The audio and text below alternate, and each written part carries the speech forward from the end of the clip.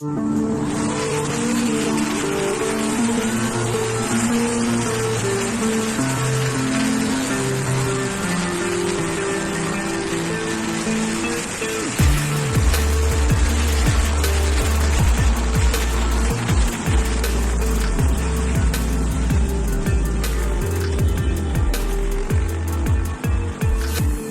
aksi balapan sepeda motor berakhir dengan kecelakaan viral di media sosial.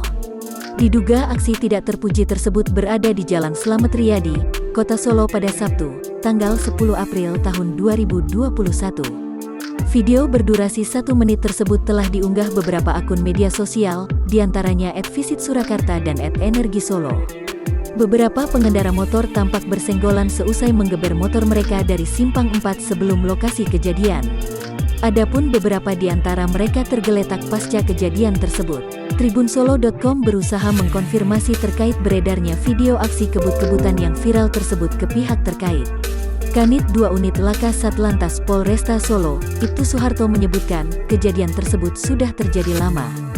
Pihaknya tidak menangani kasus tersebut.